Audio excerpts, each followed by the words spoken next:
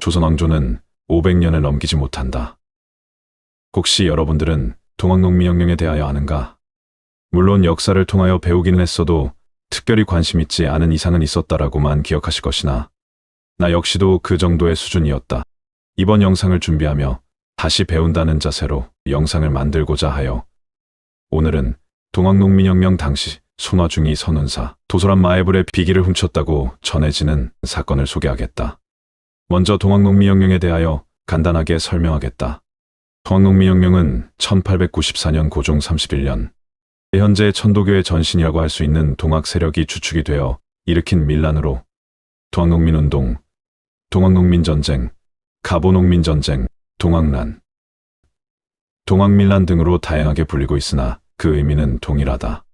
조선의 양반이자 사상가인 최재우가 창시한 동학의 개념은 인간의 존엄성 존중을 바탕으로 하는데 당시 대부분의 농민들은 조선 말기 순조 시대부터 시작된 세도 정치와 탐관오리들의 수탈에 크게 시달리고 있었던 상황이었기에 많은 사람들이 새로운 세계를 찾아 나서듯 자연스럽게 동학에 매료될 수밖에 없었다.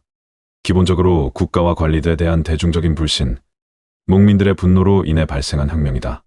표현의 자유가 제한되었던 왕정하에서 농민들이 집회와 결사의 자유를 주장하는 것은 사실상 죽을 각오를 해야 되는 큰일이었다.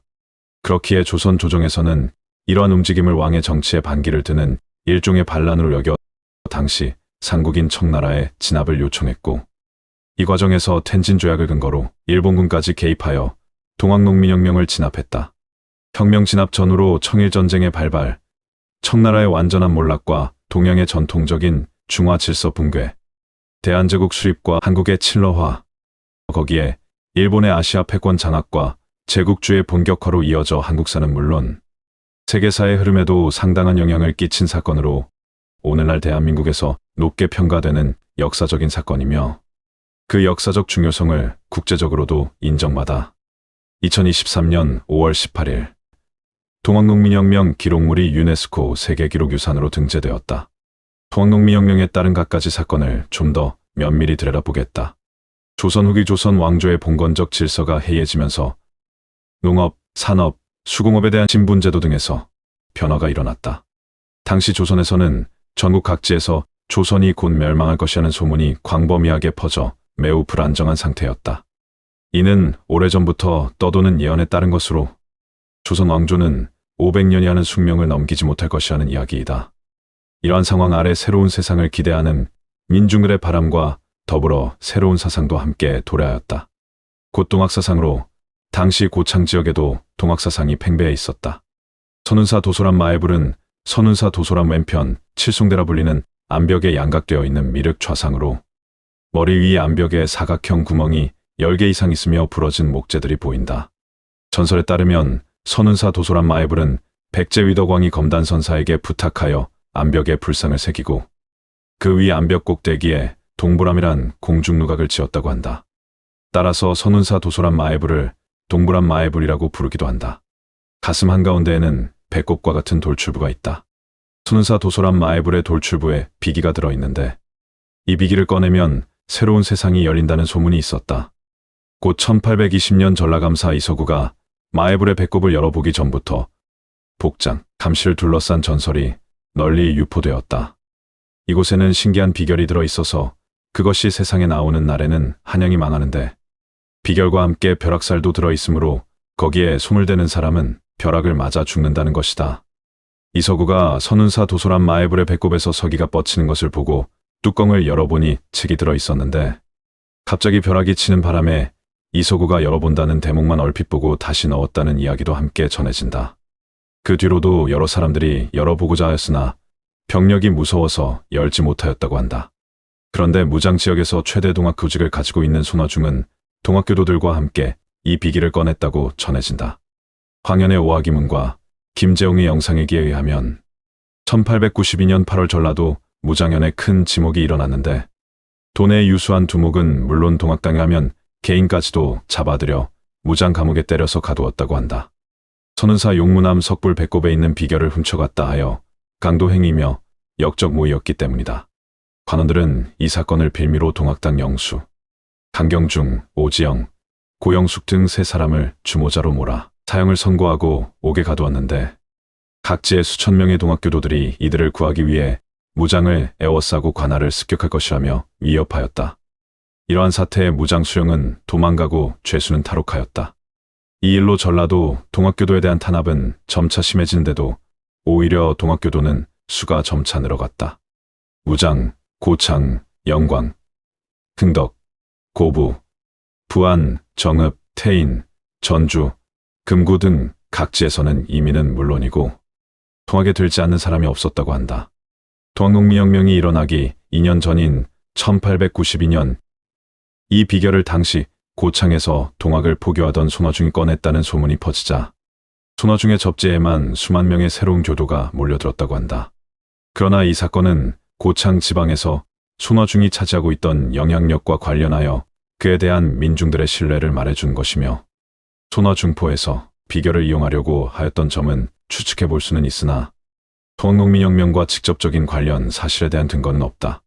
그러나 당시 이 일이 얼마나 민중들에게 큰 영향을 미쳤는지 알 수 있다. 동학농민혁명 당시 손화중포가 동학교단의 최대 세력으로 자리 잡는데 결정적인 계기가 된 사건이다. 곧 손화중포는 고부봉기 후 동학농민혁명의 봉화를 올리는데 주도적인 일을 한 부대로 선운사 마애불 비기 탈취 사건은 손화중포의 조직과 이상의 힘을 실어준 것이다. 곧 고창 지방에서 손화중이 차지하고 있었던 영향력과 관련하여 그에 대한 민중들의 신뢰를 잘 보여준다. 선운사의 마애불 비결 설화는 당시 혼란한 시대적 정황이 마애불 안에 있는 비결로 민심들의 기원을 해결하고자 한 일단의 사건이었다. 물론 손화중이 진짜로 그 비기를 훔친 것인지 그래서 어찌하였는지까지는 미처 찾지 못했다. 그저 떠도는 설화 중 하나였을 뿐인지 아니면 진짜로 그것이 세상에 드러남으로 조선이 멸망하게 되었는지 훗날 이와 관련하여 또다시 영상을 만들게 되기를 바라는 마음으로 오늘은 이만 영상을 마치도록 하겠다. 세상에 존재해서는 안 될 오파츠 4가지. 안녕하세요. 미스테리함 채널에 오신 것을 진심으로 환영합니다. 오늘의 주제는 세상에 존재해서는 안 될 오파츠 4가지라는 주제로 영상을 준비하였으니 재미있게 시청하시길 바라며 바로 시작하겠습니다. 오파츠란 시대를 벗어난 유물을 뜻하는데 그 당시 기술력으로는 도저히 만들 수 없는 유물이나 건축물 내지는 특별한 기법의 장치나 거들을 말합니다. 즉 존재 자체가 설명이 안 되는 유물들을 오파츠라고 합니다. 하지만 많은 것들이 시대가 발전하며 그 비밀들이 풀리고 있습니다. 세상에는 많은 오파츠가 존재하고 과학이 많이 발전하였다고 하지만 여전히 풀어내지 못하는 오파츠 역시 넘쳐나고 있습니다. 오늘은 학계에서도 오파츠로 인정된 4가지 오파츠를 소개하도록 하겠습니다. 먼저 첫 번째 오파츠는 안티키티라 기계입니다. 이 기계의 용도는 천문의 위치를 계산하기 위해 설계된 기계로 세계 최초의 아날로그 컴퓨터라고 생각하시면 됩니다. 이 안티키티라 기계는 기원전 1세기 고대 그리스에서 만들어졌다고 보고 있습니다. 충분히 만들 수 있겠다고 생각하시는 분들도 계시겠지만 그 당시 기술로서는 글쎄요. 자세히 들여다보면 너무나도 복잡하고 정교한 세공 기술을 가진 유물임을 단박에 알아보실 수 있으실 것입니다. 이 안티키티라 기계는 그 당시 하늘의 별자리를 관찰하기 위한 도구로 만들어졌다고 합니다. 망원경도 없던 시절 도대체 어떻게 하늘의 별자리를 볼 수 있었으며 천문의 진실을 꿰뚫어 볼 수 있었을까요? 그리고 어떻게 하늘의 별자리가 있음을 알고 그것을 관찰할 생각을 했는지 참으로 대단하다는 생각만 하게 되네요. 14세기 서유럽에서 천문학 시계가 처음으로 만들어질 때서야 이 안티키티라 기계는 나타납니다. 더욱 놀라운 사실은 천문학적으로 너무나도 정확해서 전문가들조차 혀를 내두를 정도라고 합니다. 이 오파츠는 1세기에 만들어졌지만 19세기에 소형 시계 부품 제조 기술의 수준이 되어서야 만들 수 있을 정도의 정교함을 가지고 있을 뿐 아니라 태양과 달의 위치와 다른 행성의 궤도를 정확하게 계산하였다고 합니다. 정말 신비로운 물건이 아닐 수 없습니다. 현대 기술로 본 안티키티라 기계의 모습만 봐도 엄청난 기술을 요한다는 것을 알 수 있을 것입니다. 정말 그 당시 있어서는 안 되는 물건임에는 틀림없어 보입니다. 과연 이 기계를 누가 왜 만들었을까요? 그 당시 이렇게까지 고도로 발전된 천문학 기술이 꼭 필요했을까요? 아니면 진짜 외계인이 실수로 떨어뜨리고 간 것일까요? 그것도 아니면 혹시나 하던 초고대 문명이 진짜로 존재했던 것은 아닐까요? 아직까지도 수많은 오파츠 미스테리 중 단연으뜸이라고 할 만하네요. 두 번째로 다루고자 하는 오파츠는 네브라 하늘 원반이라는 청동으로 만들어진 원반입니다. 이 물건이 오파츠로 인정되는 이유는 간단합니다. 바로 제작 시기가 기원전 1600년경으로 추정되기 때문입니다. 직경 30cm, 무게는 2kg인 이 원반은 녹청이 덮여 있고 장식물은 금으로 이루어져 있습니다. 태양 또는 보름달과 초승달 그리고 별들, 특히 플레이아데스를 담고 있다고 알려져 있습니다. 독일 작센안할트주의 네브라에서 발견되었으며 네브라 하늘 원반은 청동기 시대의 우니치체 문화와 관련이 있는데 당시의 세공 양식과 달라도 너무 달라서 이질감이 느껴지는 오파츠로 여겨진다고 합니다. 처음에는 위조일 것이라고 치부하려 하였다고 합니다. 하지만 위조라고 할 수 있는 그 어떤 증거도 찾지 못하여 지금은 진품으로 인정받고 있으며 전 세계에서 가장 오래된 천문 관측 도구로 2013년 6월에 유네스코 세계유산으로 등재되었습니다.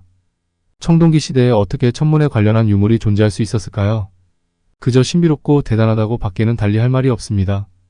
세 번째로 다룰 오파츠는 파이스토스 원반이라는 유물입니다. 이 유물은 점토를 불에 구워 만들어졌으며 원반 안에 각인된 상자들은 어떠한 도구로 새긴 것이 아닌 상을 새겨진 작은 도장을 일일이 만들어 젖은 점토에 찍어 누른 후 불로 구워 만들어진 원반입니다. 이는 현재 학계에서 인정하는 활자 인쇄의 개념과 정확히 일치하고 있으며 우리가 알고 있는 10세기에서 11세기의 최초의 활자 인쇄물보다 2000년에서 3000년이나 앞서 만들어진 최초의 인쇄물이라고 볼 수 있습니다. 이 유물이 오파츠로 인정되는 가장 큰 이유는 이 유물이 발견되었던 장소와 그 시대의 어떠한 유물에도 이 같은 활자 인쇄 관련 유물이 존재하지 않기 때문입니다. 만일 그 시대에 진짜 활자 기술이 있었다면 더 많은 자료가 남았어야 하며 그 이후 인쇄술이 엄청 전파되었어야 했을 것입니다. 그 시대에는 어울리지 않는 기술이기에 오파츠로 분류되는 것이 맞는 듯합니다. 또한 파이스토스 원반에 새겨진 상형 문자는 아직도 해독이 안 되고 있다고 하네요. 많은 고고학자들이 암호 해독을 시도하며 연구했지만 아직도 해독을 위해 연구는 계속되고 있다고 합니다. 과연 이 상형 문자들이 해독되면 우리가 그토록 궁금해하던 초고대 문명에 대한 답이 나오지 않을까요? 마지막으로 네 번째 오파츠입니다. 일명 바그다드 전지로 알려진 오파츠입니다. 전기도금 등의 전기화학의 기원이 되는 전지의 실용화는 1800년경에 발견된 볼타전지 이후라고 여겨졌으나 1936년 바그다드에 소재한 이라크 국립박물관의 고고학자들이 바그다드 동남쪽 트라와 인근 지역에서 기원전 3세기에서 기원 후 7세기 사이에 존재했던 파르티아 왕조의 유적지에서 진흙으로 만든 14cm 높이의 항아리를 발견한 이후에 전기의 사용은 우리가 알던 것보다 훨씬 이전부터 사용했을 것이라는 가설이 등장하기 시작했습니다. 이 유물은 사산 왕조 페르시아 시대에서 페르시아 제국 시대에 만들어진 토기로 바그다드의 작은 마을에서 발견되었으며 발견 당시 과즙 성분이 추출되어 단순히 과일이나 과일주를 담는 용기로 알려졌지만 술단지라 하기에는 생김새가 특이했고 이 유물에서 전류가 흐른다는 사실이 밝혀지면서 전지의 일종인 갈반이 전지라는 주장이 제기되었습니다. 특이한 사항이 있다면 바로 내부 구조인데 구리로 만든 직경 2.6cm, 길이 10cm가량의 원통이 개별적으로 안에 따로 들어있었다고 합니다. 이 항아리의 내부 구조는 사용된 금속만 다를 뿐 오늘날 사용하는 전지의 구조와 정확히 일치했기 때문에 이 진흙 항아리가 고대 전지라고 확신을 갖게 되었다고 합니다. 학자들이 내놓은 의견으로는 이 항아리가 전기 도금용으로 사용되었거나 종교, 주술적 용도 또는 통증 완화를 위한 침술용이라는 주장 등 많은 의견들이 있었다고 합니다. 구리 실린더가 역청으로 밀봉되어 있다는 사실은 분명 그 안에 어떤 액체를 담아놓고 새지 않도록 한 것을 의미하며 철심이 공기 중에서 산화된 것이 아니라 산에 의해 부식된 것과 같은 상태로 발견되었던 것은 그것이 어떤 종류의 산에 담겨져 있었음을 알 수 있다고 합니다. 서로 다른 이와 경향을 갖는 금속들, 철과 구리 사이에 산성을 띤 액체가 있었다면 당연히 전류가 흐를 수밖에 없다고 합니다. 실제로 항아리 내부에서 전지와 같은 화학 반응이 있었던 것은 사실이라고 하니 이미 전기를 사용했다고 밖에 달리 이해할 방법이 없네요. 과학계에서 오파츠는 큰 논란의 대상입니다. 일부 과학자들은 오파츠가 고대 문명의 뛰어난 기술력을 보여주는 증거라고 주장합니다. 반면 다른 과학자들은 오파츠가 현대에 만들어진 위조품일 가능성을 제기합니다. 또한 자연적으로 형성된 것일 가능성도 있습니다. 과학자들은 오파츠를 설명하기 위해 다양한 이론을 제시하지만 이를 완전히 설명하지 못하고 있습니다. 이는 오파츠가 인류의 역사와 맞지 않기 때문입니다. 오파츠는 과학계의 큰 도전 과제이며 이를 연구하면서도 완전한 해답을 찾지 못하고 있습니다. 이를 위하여 각자 자신의 위치에서 오파츠의 진실을 밝히고자 노력 중에 있지만 현 시대에서는 그리 쉽게 밝혀질 것 같지는 않습니다. 어차피 미스터리라는 것은 그 당시의 시대를 살아보지 않은 이상 정답은 없는 것일지도 모르겠습니다. 현 시대에서 오파츠라 판명이 된다 해도 먼 훗날 별거 아니었을 수도 있을 테고 지금 별거 아니라고 확신하며 무시했던 흔하디 흔한 돌멩이 하나가 먼 훗날 새로운 오파츠 내지는 어떤 쓰임새로 말미암아 금보다 더한 가치가 생길 수도 있을 테니 말입니다.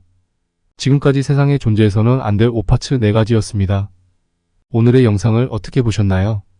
하루빨리 과학이 발전하여 수많은 오파치들에 대한 정확한 해답을 찾았으면 좋겠다는 생각을 하게 되며 오늘도 재미있게 시청하셨길 바라며 다음 영상으로 다시 찾아뵙겠습니다. 지금까지 미스테리함이었습니다. 감사합니다.